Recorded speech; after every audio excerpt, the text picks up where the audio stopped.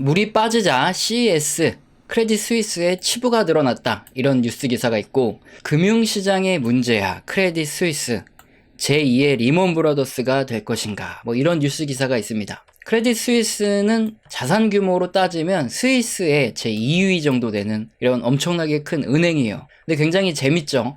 2011년도에 그린실 캐피탈에 투자를 했다가 27억 달러의 손실을 보게 됩니다. 그리고 아르케고스 캐피탈, 빌황이죠. 빌황 말고 젠슨황한테 이 엔비디아에 투자했었으면은 대박 났을 텐데, 하필이면은 아르케고스 캐피탈에 투자했다가 55억 달러 손실을 입고, 마약상 자금 세탁에도 연관이 돼 있고, 모잠비크 부패, 그리고 임원이나 직원, 이 사람들이 스파이 사건에도 막 연루가 돼 있어요. 그래서 2022년부터 시작해서 고객들이 뭔가 얘네 힘들다, 위험하다 해서 예금을 막 인출하던 이런 은행이었습니다. 크레딧 스위스 주가인데요, 보시면 이미 뚝 떨어져 내리다가 2022년에 이제 본격적으로 떨어져 내리는 이런 상황이었는데, 3월 9일에 미국 증권거래위원회에서 연차 보고서에 뭔가 이상하다, 문제를 제기를 했고요. 그래서 실적 발표를 지연하고 있던 이런 상태였죠. 얘네 최대 주주가 사우디 국립은행인데, 근데 추가적인 자금 지원을 할 수 없다 선언을 했고, 그래도 스위스에서 이제 두 번째로 규모가 큰 은행이니까 이게 만약에 문제가 생겨서 부도가 나버리면은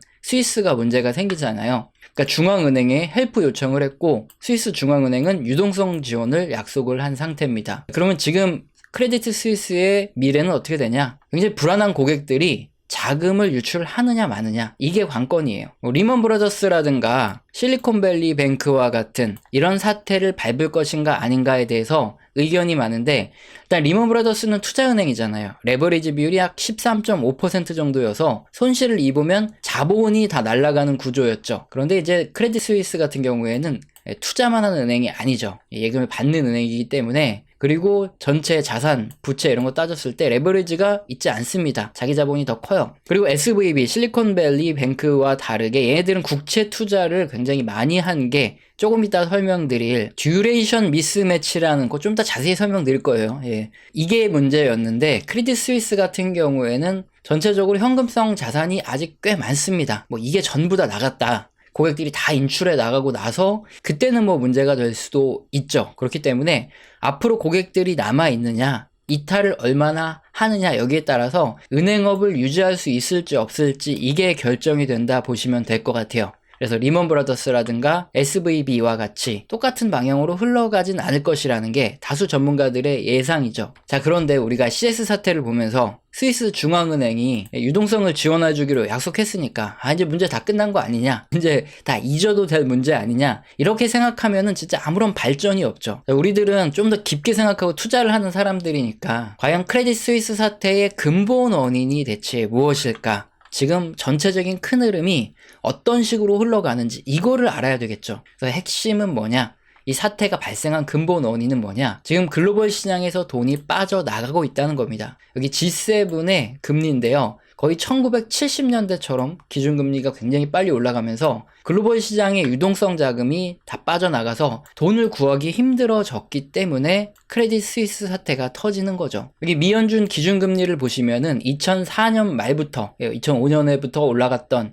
이 기준금리, 이것도 굉장히 가팔라요. 그리고 2016년부터 올랐던 기준금리도 뭐 그렇게 가파르지 않은 건 아닌데, 2022년부터는 이거보다 훨씬 더 높은 수준으로 엄청나게 빠르게 금리를 높이고 있다는 거죠. 과거와 다른 인플레이션, 그것 때문에 금리 인상 속도가 엄청나게 빨랐고, 이게 채권의 가격을, 금리가 빠르게 오르면 빠르게 올릴수록 채권 가격이 심하게 떨어져요. 그래서 국채에 은행들이 많이 투자를 하거든요. 원래 당연합니다. 안정적으로 자산을 지키고 이자도 받아야 되기 때문에 국채 투자를 많이 하는 은행인데, 은행조차도 이젠 믿을 수 없다, 이렇게 돼버린 거죠. 2020년부터 2022년 사이에 유동성 자금이 굉장히 풍부했죠. 그때 사람들이 은행에 돈을 당연히 많이 맡겼을 겁니다. 어떤 사람이 투자를 하면 그 투자를 받은 사람은 또 은행에 넣고, 현금으로 집에다 두는 게 아니라 은행에 예치를 했다가 판 사람은 받아서 또 은행에 넣어놓고, 이런 식으로 해서 은행에 많은 금액들이 예치가 돼 있을 텐데, 그럼 은행은 이걸 그냥 그대로 가지고 있을 수 없죠. 만약에 일부라도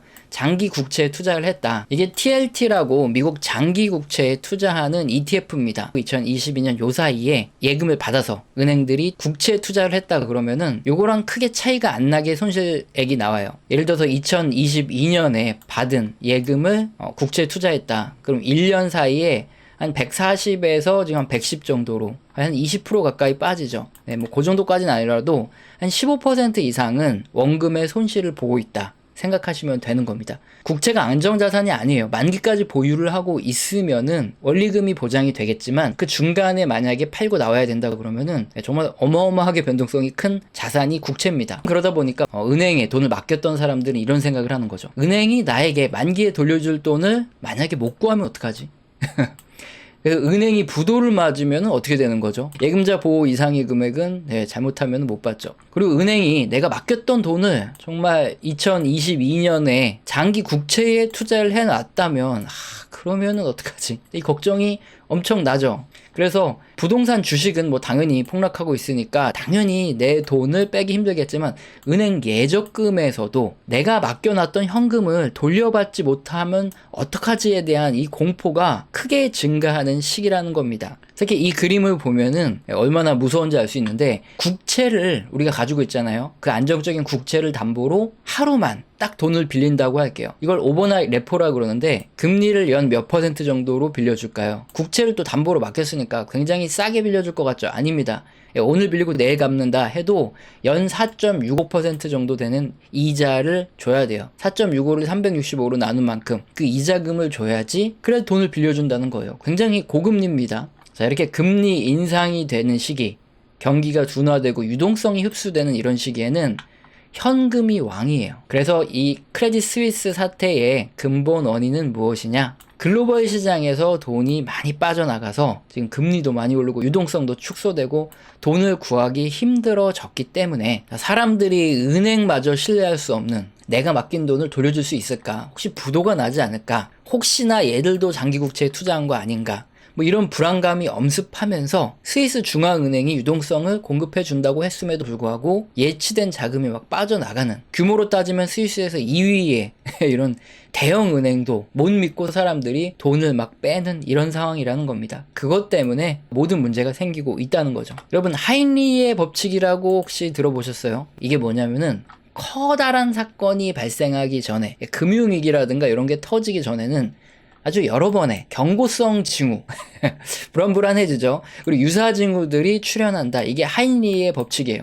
이게 산업재해 예방에 관한 이분이 책을 썼는데, 한 명의 사망사고가 나오려고 그러면은 29명의 사망이 아닌 경미한 사고, 그리고 한 300번 정도의 징후들이 관찰이 됐었다. 근데 그거를 이제 무시하고 있었기 때문에 제대로 된 한 방이 터진 거다. 그러니까 경기 침체, 앞으로 폭락이 발생하기 전에는 여러 번의 지금 같은 유사한 사건들이 계속 터지다가 발생을 한다는 거예요. 이게 바로 하인리히의 법칙인데, 이지머니라 그러죠. 자금 공급이 수요보다 훨씬 더 많은 공급 초과의 상태, 이런 이지머니가 지금 종말이 되고 있죠. 기준금리가 인상이 됐기 때문에 2022년만 해도 돈 빌리는데 거의 제로에 가깝게 돈을 빌릴 수 있었는데, 뭐 지금은 이제 기본적으로 4% 이상 하루만 빌려도 그 정도 연 이자를 줘야지 받을 수 있는 기준금리 인상이 됐고, 그리고 미 연준이 보유한 자산이에요. 미 연준이 국채를 가지고 있습니다. 국채를 많이 가지고 있으면 자산이 이렇게 올라갈 테죠. 그럼 국채를 많이 샀다. 그 소리는 미 연준이 가지고 있던 현금을 주고 국채를 사왔기 때문에 시중에 달러를 많이 푸른 거고, 반대로 보유 자산이 떨어진다는 말은 뭐냐면은 갖고 있는 국채를 파는 거예요. 그러면은 달러를 연준이 가져오죠. 그러니까 시중에 달러를 흡수하는 거기 때문에 양적 긴축,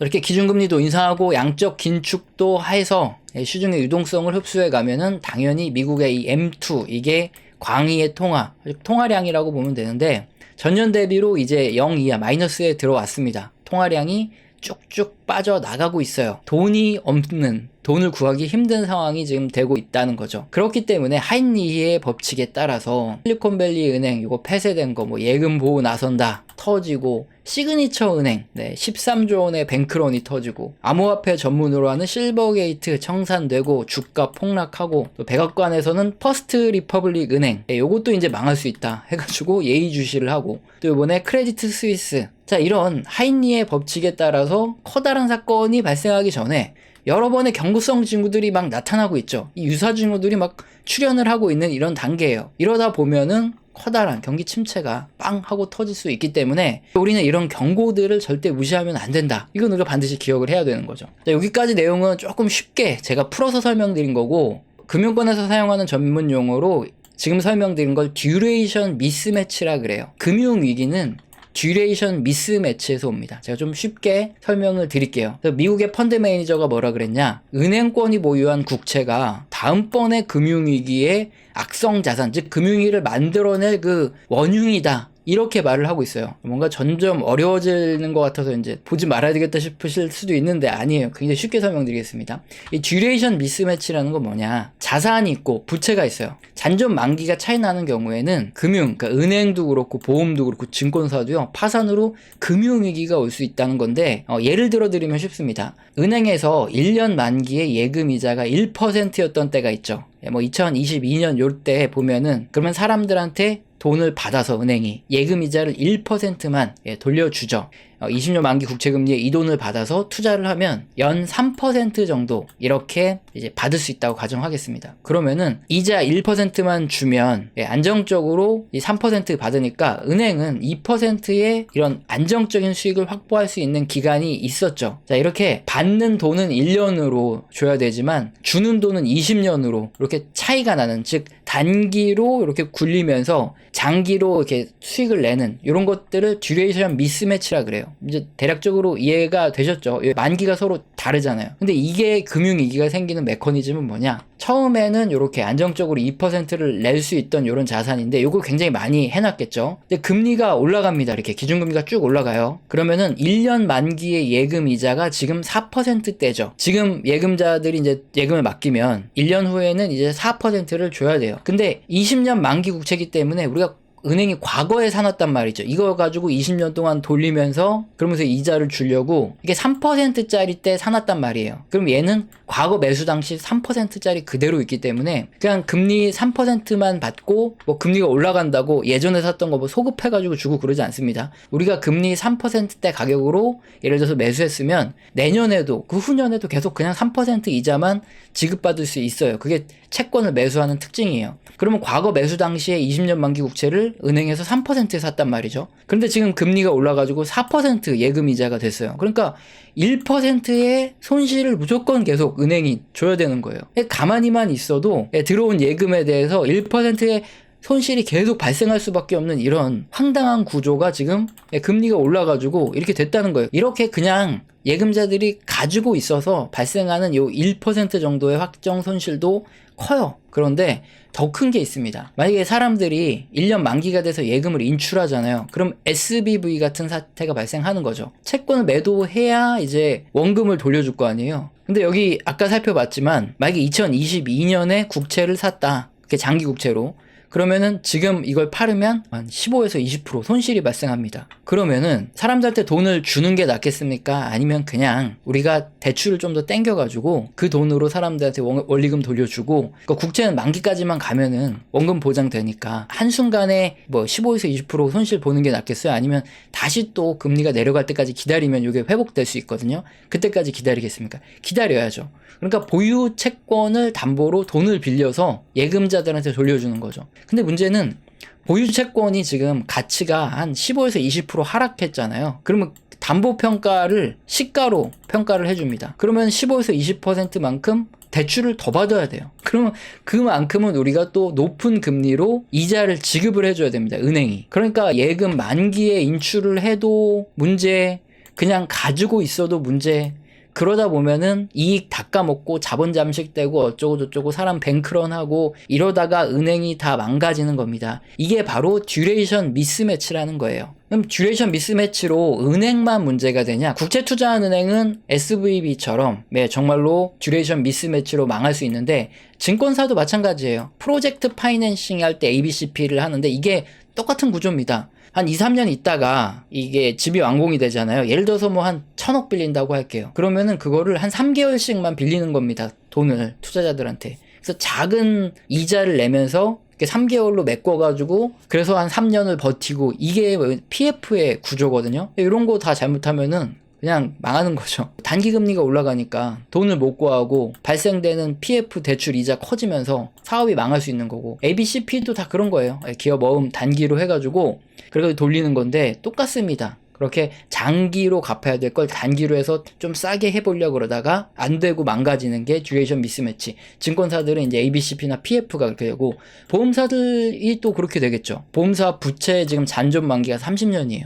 사람들 돈 받아가지고 이제 뭐 30년짜리 채권 사가지고 그거 갖다가 이렇게 메꿔주고 있는데, 지금 이제 단기 금리가, 장단기 스프레드가 역전되면은 단기 금리가 높잖아요. 그럼 이제 사람들한테 줄 때는 훨씬 더 비싼 돈을 줘야 되니까 보험사에서 역마진이라는 게 나는 거죠. 그러다 보면은 이게 장기간 지속되면은 망하는 겁니다. 듀레이션 미스매치로 보험, 증권, 은행, 이거 잘못하면 전부 다 망할 수 있어요. 그래서 금융위기는 듀레이션 미스매치를 통해서 발생을 하는 겁니다. 자, 만약에 그런 위기가 발생하면은 어떻게 될까요? 그러면 답은 딱 하나예요. 금융사들이 파산을 하거나 아니면 정부의 공적 자금을 요청하는 거죠. 보유한 국채라든가 이런 거 액면가에 사달라고 구제금융 요청하는 수밖에 없어요. 근데 구제금융이 뭡니까? 세금으로 뭐 은행이라든가 보험, 뭐 증권의 손실을 원금 보장을 우리가 해주는 거예요. 우리 돈으로. 굉장히 억울하지 않습니까? 근데 왜 해주냐? 당장 이런 금융 시스템, 특히 은행 같은 게 망하면은 파산으로 인한 손실이, 사회적 손실이 굉장히 크니까 이걸 비교를 해보겠죠. 이거를 파산시키는 손실이 더 큰지, 아니면 지금 이게 정부에서